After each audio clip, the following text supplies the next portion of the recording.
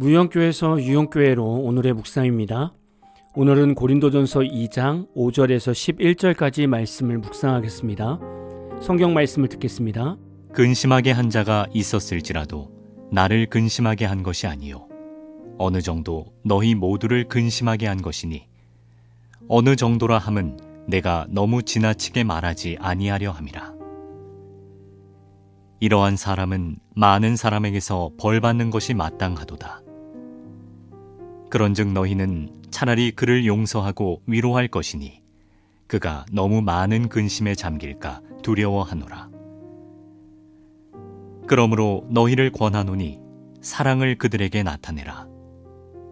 너희가 범사에 순종하는지 그 증거를 알고자 하여 내가 이것을 너희에게 썼노라. 너희가 무슨 일에든지 누구를 용서하면 나도 그리하고 내가 만일 용서한 일이 있으면 용서한 그것은 너희를 위하여 그리스도 앞에서 한 것이니 이는 우리로 사탄에게 속지 않게 하려 함이라. 우리가 그 계책을 알지 못하는 바가 아니로라. 예전에 어른 목사님들께서 목회 연륜에서 느낀 것을 말씀하신 것이 있습니다. 교회에는 베드로 지분이 있고 가룟유다 지분이 있다는 겁니다. 다시 말하면 베드로처럼 목회자의 권위와 의견을 늘 의심하는 성도가 있는가 하면 가룟유다처럼 목회자를 배신하는 성도도 있다는 겁니다. 혹시 여러분은 직장 생활 하십니까? 그럼 여러분의 직장 동료 중에서 여러분에게 기쁨을 주는 사람과 스트레스를 주는 사람들을 분리해서 생각해 보십시오. 여러분에게 기쁨을 주는 사람은 주로 어떤 말과 행동을 하십니까? 그리고 여러분에게 스트레스를 주는 사람은 어떤 말과 행동을 하십니까? 회사나 교회나 사람들에게 행복한 에너지를 주는 사람이 있는가 하면 몇 마디만 하면 벌써 마음에 근심이 생기게 하는 사람이 있습니다. 여러분은 근심을 주는 사람을 어떻게 바라보고 어떻게 대하십니까? 오늘 말씀에서 사도 바울은 고린도 교회 안에 근심하게 하는 자가 있었음을 말씀합니다. 근심하게 하는 자는 일반적으로 고린도전서 5장에서는 음행하는 사람을 언급하고 있고 고린도 후서에서는 바울의 사도직에 대해 대항한 자로 해석됩니다. 음행하는 자는 고린도 교회 성도들에게 큰 근심거리가 되기도 했고 바울의 사도직에 대해 대항하는 자는 교회와 바울에게 큰 근심거리가 되었습니다. 사도 바울은 근심하게 하는 자를 어떻게 대하라고 말씀했습니까? 8절을 보면 그러므로 너희를 권하노니 사랑을 그들에게 나타내라 이렇게 말씀했습니다. 성경 말씀은 늘 우리에게 힘든 마음을 줍니다. 어떻게 우리에게 늘 근심을 주는 사람을 하나님의 사랑으로 품을 수 있을까요? 말은 쉽지만 현실로 닥치면 쉽지 않은 일입니다. 예를 들면 회사에서 여러분이 의견을 내는 것마다 시시콜콜 다 태클을 거는 사람이 있다고 생각해 보십시오.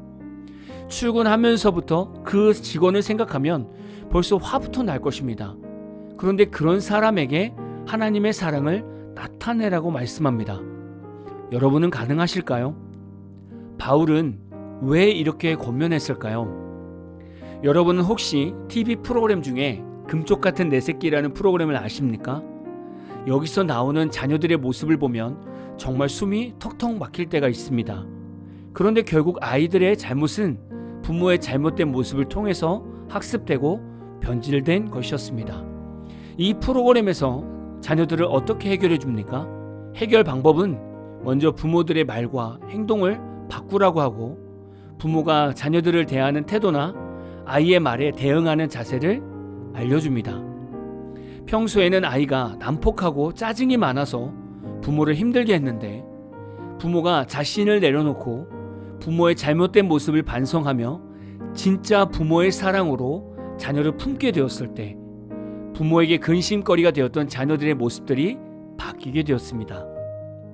이 세상에서 가장 강력한 힘이 무엇이냐고 물어본다면 많은 사람들은 돈이나 권력 또는 학벌을 말할 수 있습니다. 그러나 이 땅에서 가장 강력한 힘은 다른 것 없습니다. 바로 하나님의 사랑이 가장 강력한 힘입니다.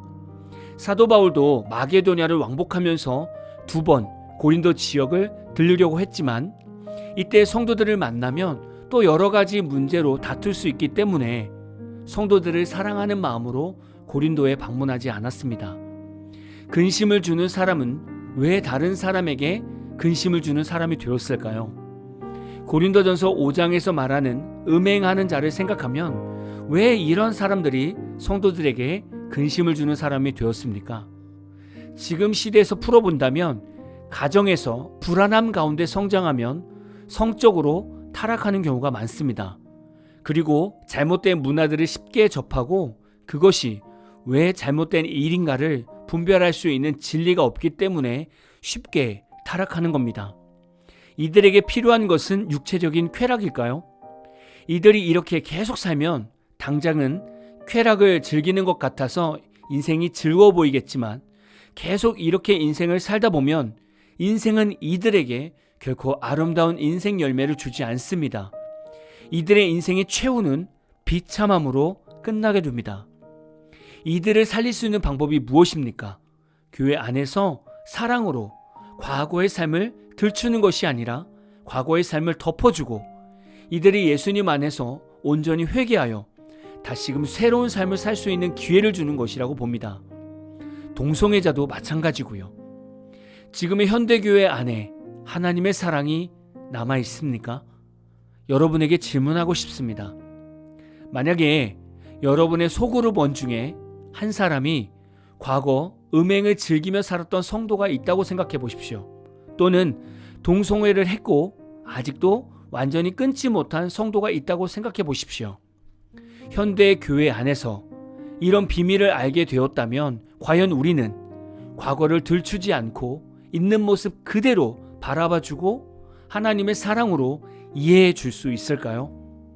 근심을 주는 사람을 하나님의 사랑으로 품는 것은 바로 우리에게 주시는 신앙의 과제입니다. 우리가 먼저 하나님의 사랑 안에 충만하게 거해야 근심을 주는 사람을 사랑으로 품을 수 있습니다. 근심을 주는 사람은 우리 주변에 너무나 많습니다. 오늘 말씀은 그냥 듣고 넘어갈 수 있는 말씀이 아닐 겁니다. 하나님의 시선으로 내 주변 사람을 바라볼 수 있게 해달라고 기도하며 살아가는 오늘 하루가 다 되시기를 진심으로 축복합니다. 오늘 마무리 찬양은 We Love의 사랑을 구하는 사람이라는 찬양입니다. 찬양 후에는 잔잔한 연주곡이 있습니다. 말씀을 생각하면서 기도하는 시간을 가져보십시오.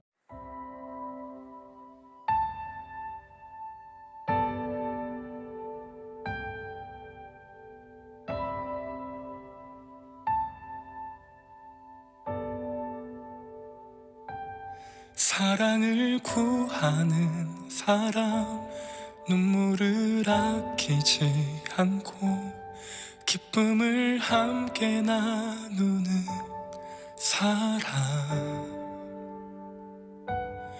용서를 구하는 사람, 완전한 사랑으로 함께하는 행복을 얻은 사람, 사랑을 구하는 사람, 눈물을 아끼지 않고 기쁨을 함께 나누는 사람, 용서를 구하는 사람, 완전한 사랑으로 함께하는 행복을 얻은 사람,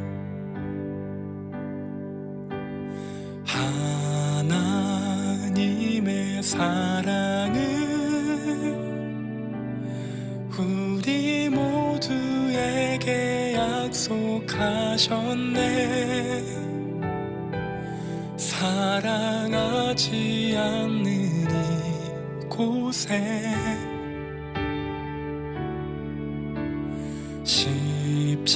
십자가의 사랑을 우리 모두에게 흘려주셨네. 사랑 없는 이곳에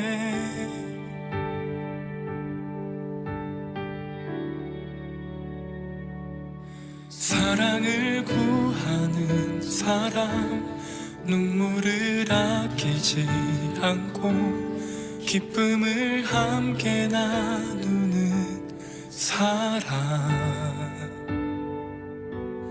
용서를 구하는 사람, 완전한 사랑으로 함께하는 행복을 얻은 사람, 하나님의 사랑은 우리 모두에게 약속하셨네. 사랑하지 않는 이곳에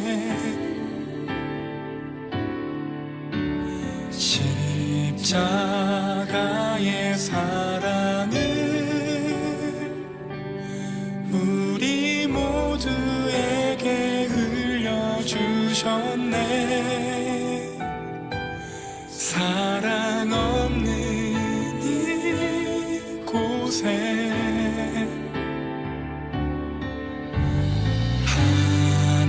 하나님의 사랑을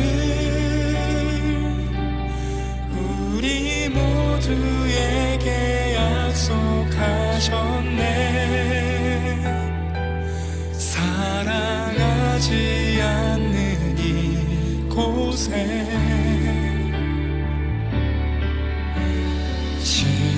십자가의 사랑을 우리 모두에게 흘려주셨네. 사랑 없는